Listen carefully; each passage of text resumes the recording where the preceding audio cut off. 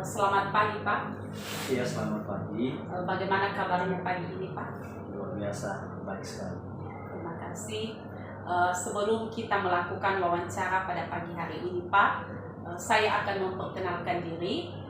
Nama saya Saryana Harefa. Saya adalah salah seorang mahasiswa yang sedang mengikuti diklat pendidikan profesi guru dalam jabatan kategori 1 gelombang 2 tahun 2022 yang diselenggarakan oleh Universitas Muslim Nusantara Al-Wasliyah.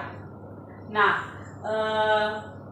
dalam mengikuti diklat ini Pak, kami telah diberi tugas oleh dosen kami untuk melakukan wawancara kepada pakar, kepala sekolah, guru senior, atau guru bimbingan konseling terkait dengan tugas kelompok kami yang berjudul Eksplorasi Masalah Pedagogik, Literasi, dan Numerasi. Jadi dalam hal ini Pak, saya memilih Bapak sebagai seorang pakar yang akan saya wawancarai karena saya melihat keseharian Bapak adalah bekerja sebagai seorang dosen yang mengajari mata kuliah bahasa Inggris di salah satu universitas di Pulau Nias ini, dan saya percaya Bapak memiliki sejumlah pengetahuan dan juga pengalaman terkait dengan topik kami hari ini, yaitu tentang pedagogik, literasi, dan numerasi. Ya, baik, saya senang sekali bisa diwawancarai oleh Saudari Saryana. Pada kesempatan ini mungkin kita akan sharing ya tentang seputar pedagogik dan juga masalah literasi dan numerasi tadi. Jadi perkenalkan dulu, saya menyebutkan nama saya Israt Susanolo Harefa, SPD MPD. Saya sehari-hari mengajar di program studi pendidikan bahasa Inggris karena kebetulan juga bidang ilmu saya di program studi pendidikan bahasa Inggris. Bagaimana, langsung saja? Ya Pak. Baik, kalau yang dikatakan pedagogik itu merupakan suatu hal yang ada hubungannya dengan pendidikan. Ya, jadi kalau secara generalnya itu pedagogi itu merupakan segala usaha yang dilakukan oleh pendidik.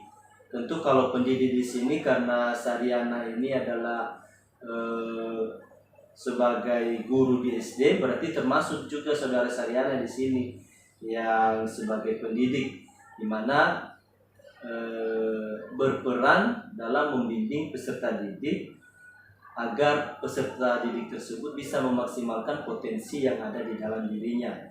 Nah, jadi kalau yang dikatakan dengan potensi ini, setidaknya ada dua hal. Yang pertama adalah potensi kognitifnya dan juga potensi pendidikan karakternya. Itu kalau yang dikatakan kognitif itu saya kira itu sudah tidak asing lagi ya, itu masalah pengetahuan. Sementara kalau yang dikatakan dengan karakter ya nilai-nilai etika yang bisa dikembangkan di dalam diri si peserta didik. Baik Pak, terkait dengan masalah pedagogik Pak, kami sudah menentukan dua masalah yang kami identifikasi. Masalah yang pertama yaitu kurangnya motivasi siswa dalam belajar bahasa Inggris. Yang kedua, guru masih belum maksimal dalam menggunakan model, strategi, dan alat pembelajaran. Jadi menurut Bapak, apa yang membuat kurangnya motivasi siswa dalam belajar bahasa Inggris? Ya, oke. Jadi tadi ada dua ya penyebab kurangnya kemampuan siswa itu. Yang pertama tadi kalian sudah memilih masalahnya tentang motivasi. Kemudian yang kedua tadi adalah tentang metode guru. Ya, metode guru, strategi ya, teknik mengajar. Nah, kalau sejauh dari pengalaman saya, bahwa motivasi siswa itu bisa kita bedakan dalam dua jenis. atau ini berdasarkan teori juga bahwa ada motivasi internal dan ada motivasi eksternal, gitu ya. Kalau yang dikatakan motivasi internal itu adalah motivasi yang ada di dalam diri peserta didik itu sendiri. Artinya dia itu punya kemauan sendiri yang muncul dari dalam dirinya sendiri untuk mau belajar, ya. Sementara motivasi eksternal itu adalah motivasi yang dipengaruhi oleh faktor luar, misalnya lingkungan, ya, atau misalnya fasilitas-fasilitas belajarnya, itu juga bisa memunculkan motivasi. Nah, pertanyaannya tadi kenapa motivasi ya? Ya, kenapa motivasi siswa itu dalam mempelajari bahasa Inggris sangat rendah? Ya, kenapa motivasi siswa itu ya? Yang pertama dulu, kalau misalnya kita ambil satu contoh tentang keterampilan membaca. Kalau siswa itu kurang motivasi di dalam membaca, maka kemungkinan besar yang menyebabkan itu adalah pertama adalah materi. Materi yang disampaikan oleh guru tersebut tidak bisa dicerna oleh peserta didik dengan baik. Bisa jadi materi itu terlalu tinggi, ya, levelnya, atau terlalu rendah, atau materinya tidak menarik. Nah, kemudian yang kedua adalah media pembelajaran juga bisa mendukung daripada motivasi belajar. Kalau misalnya gurunya itu tidak memberikan media belajar yang baik, misalnya di dalam buku pelajaran bahasa Inggris itu kan ada gambar, sehingga dengan gambar tersebut kan bisa menarik motivasi siswa untuk belajar dan ingin tahu apa sebenarnya isi daripada bacaan tersebut. Kemudian faktor yang lain juga itu masuk di dalam pendekatan guru itu sendiri, ya, pendekatan guru. Kenapa saya katakan pendekatan guru?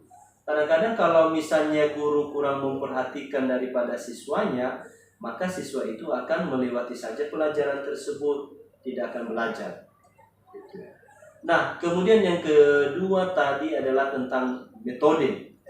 Ya, kebanyakan pada saat ini guru tersebut lebih dominan menggunakan metode belajar konvensional. Apa itu metode belajar konvensional?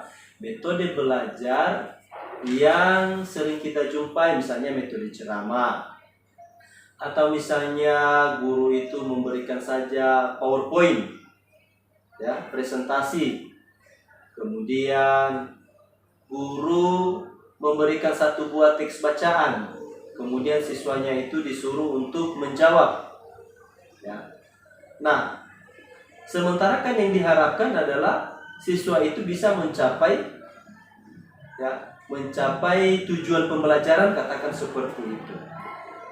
Jadi di dalam hal ini metode yang digunakan oleh guru itu harusnya disesuaikan dengan situasi dan kondisi. Apalagi pada saat ini kan kebanyakan siswanya itu tidak terlalu tertarik untuk belajar, ya, minat belajarnya itu sangat kurang. Oleh karena itu guru itu harus menginisiasi mencari solusi dengan salah satu cara adalah mencari metode atau mencari strategi atau mencari teknik atau model pembelajaran yang bisa menarik bagi siswa. Jadi bisa kita simpulkan ya Pak, motivasi siswa itu dulu untuk mempelajari bahasa Inggris ada dua, yaitu motivasi internal, yaitu motivasi yang berasal dari dalam diri siswa, dan motivasi eksternal, yaitu motivasi yang berasal dari luar diri siswa seperti lingkungan, fasilitas belajarnya, dan juga proses pembelajaran yang dilaksanakan oleh guru. Nah, yang membuat guru masih belum maksimal dalam menggunakan model, strategi, dan alat pembelajaran adalah karena guru itu masih betah, ya, dengan metode lama mereka seperti karena guru itu kan tidak mau belajar. Ya, itu. Karena guru tersebut masih merasa nyaman dengan metode yang lama. Artinya kan tidak perlu ada sesuatu usaha, inovasi. Tidak ada inovasi. Tentu kan kalau misalnya dia mau memunculkan satu strategi atau model pembelajaran yang baru, maka guru tersebut harus belajar dulu kan. Ya. harus mempelajari langkah-langkahnya bagaimana, kalau misalnya ada suatu masalah bagaimana kira-kira mengantisipasi masalah tersebut. Jadi kadang-kadang guru pada saat ini boleh kita katakan juga kurang motivasi juga, kurang kreatif juga, ya, kurang berinovasi. Baik Pak, sekarang kita lanjutkan tentang literasi Pak. Menurut Bapak literasi itu seperti apa Pak? Kalau literasi itu kan dari usul katanya, dari asal katanya saja kan kita bisa mengambil satu makna itu literal, ya, berhubungan dengan bahasa. Artinya kalau yang dikatakan dengan literasi itu kemampuan, katakanlah kemampuan peserta didik, ya, kemampuan peserta didik dalam mengolah dan memahami informasi melalui kegiatan membaca dan menulis. Itu secara singkatnya katakanlah seperti itu. Nanti kita bisa menyimpulkan literasi itu berhubungan dengan kemampuan siswa di dalam membaca, ya Pak, ya? Membaca atau menulis. Ya. Menurut Bapak apa yang menyebabkan rendahnya minat baca siswa? Yang menyebabkan rendahnya nilai baca siswa seperti yang saya katakan sebelumnya tadi adalah bisa jadi karena materi juga. Materinya kurang menarik atau misalnya prior knowledge, ya, atau pengetahuan awal daripada materi yang disampaikan tersebut tidak dimiliki oleh siswa. Contohnya, kita gurunya tersebut memberikan satu materi tentang salah satu tempat wisata, ya, salah satu tempat wisata misalnya Danau Toba, ya, Danau Toba. Sementara siswanya itu tidak pernah mengetahui tentang Danau Toba, bagaimana Danau Toba, sehingga itu kan lama sekali proses siswa itu bisa memahami bacaan tentang Danau Toba karena siswa tersebut atau peserta didik tersebut tidak memiliki yang namanya prior knowledge. Itu. Nah, itu tentang materi tadi, ya. Kemudian yang kedua, media pembelajarannya. Kalau medianya tidak menarik, pasti juga itu akan berpengaruh di dalam minat baca siswa, ya. Kemudian termasuk tadi metodenya, metode yang digunakan oleh guru. Kalau misalnya gurunya hanya sekedar menyuruh siswa untuk membaca, sementara siswanya juga malas, tidak begitu punya motivasi untuk belajar, pasti kan tidak akan berhasil belajar membaca siswa tersebut. Dan tentunya juga Pak, ya, salah satu lagi faktor yang bisa mempengaruhi motivasi siswa di dalam membaca ini adalah tersedianya sarana atau media membaca yang memadai. Benar sekali. Misalnya ada di situ perpustakaan, itu bagus sekali. Apalagi kalau misalnya sekarang kita hubungkan dengan teknologi digital, ya.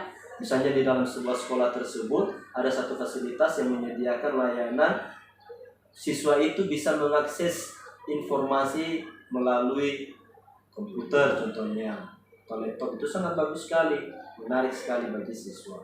Tapi pada kenyataannya Pak, kita melihat sarana dan media itu tidak memadai, sehingga tidak bisa memenuhi kebutuhan siswa untuk meningkatkan motivasinya di dalam membaca. Jadi menurut Bapak apa yang menyebabkan sarana atau media membaca itu tidak memadai? Ya, tentu kan kita kembali kepada pemerintah yang sendiri. Memang sudah masuk di dalam anggaran mungkin tentang bagaimana menyediakan fasilitas yang bagus, ya. Tetapi persoalannya sekarang adalah karena kita ini yang berada di daerah-daerah pelosok, maka tentu jangkauan pemerintah itu sangat susah, ya. Apalagi kita negara kepulauan, ya. Dengan negara kepulauan beda dengan kalau misalnya kita berada di kota besar, misalnya di Jakarta, sehingga akses untuk fasilitas itu memadai. Sementara kalau misalnya di pelosok, kita ambil satu contoh saja, jaringan internet. Jaringan internet itu di pelosok-pelosok, contohnya kita di Pulau Nias ini, masih ada yang belum ada akses internet. Sehingga fasilitas yang membantu siswa itu di dalam belajar itu juga terbatas, ya. Kita teruskan wawancaranya, Pak. Ya. Seperti kita lihat sekarang ini, Pak, banyak anak-anak tidak suka belajar tentang numerasi ini. Salah satu hal yang membuat mereka tidak mau belajar numerasi adalah mereka anggap numerasi atau berhitung itu rumit. Jadi bagaimana menurut Bapak hal itu? Mengapa bisa siswa memiliki pandangan yang seperti itu? Ya, baik. Kalau misalnya kita hubungkan dia di dalam pelajaran bahasa Inggris, tentu kalau siswa atau peserta didik itu mempelajari tentang atau belajar tentang numerasi, maka mereka itu harus berpikir 2 kali dulu. Beda kalau misalnya untuk literasi. Ya. Kalau literasi kan siswanya itu hanya membaca. Ya. Kemudian dibaca, dipahami, kalau yang perlu ditulis. Sementara kalau untuk numerasi, maka siswa tersebut dulu harus berpikir, menganalisa, memproses itu sampai nantinya mendapatkan suatu hasil. Apalagi pelajaran atau bahasa Inggris itu merupakan bahasa asing, ya, bahasa asing bagi siswa. Kita mengenal ada 3 istilah bahasa ini atau pembelajar itu. Yang pertama adalah first language learner atau pembelajar bahasa pertama, kemudian second language learner atau pembelajar bahasa kedua, dan foreign language learner, pembelajar bahasa asing. Nah, orang Indonesia termasuk kita di Pulau Nias ini, bahasa Inggris itu sebagai foreign language learner, ya, foreign language learner. Karena bahasa Inggris itu bukanlah sebagai bahasa pertama, bukan juga sebagai bahasa kedua. Kalau bahasa kedua kita kan bahasa Indonesia. Ya. Nah, bahasa Inggris ini jarang sekali digunakan oleh siswa dalam kehidupan sehari-hari. Kita ambil contoh dalam keluarga. Jarang kita temukan ada orang tua yang berkomunikasi kepada anaknya di dalam bahasa Inggris. Atau misalnya si anak itu di dalam lingkungannya, dia itu tidak menggunakan bahasa Inggris. Ketika dia pergi membeli ke warung atau pergi ke pasar, dia tidak menggunakan bahasa Inggris. Sehingga di dalam numerasi itu sangat berat sekali, ya. Dia dulu harus menghitung, ya. Misalnya dia menghitung harga pembelian, contohnya dia membeli barang, dia hitung berapa semua itu. Setelah itu baru dia terjemahkan di dalam bahasa Inggris. Jadi sangat berat sekali bagi siswa atau peserta didik kalau misalnya kita berbicara numerasi di dalam bahasa Inggris. Baiklah Pak, demikian saja yang bisa saya tanyakan kepada Bapak. Dan sebelum kita mengakhiri wawancara ini, saya mengucapkan terima kasih atas waktu Bapak dan juga pendapat-pendapat, pandangan-pandangan yang telah Bapak berikan. Dan saya berharap hasil wawancara ini nanti Pak akan berguna untuk menyelesaikan tugas di kelompok kami tentang eksplorasi masalah pedagogik, literasi, dan numerasi. Terima kasih Pak. Terima kasih.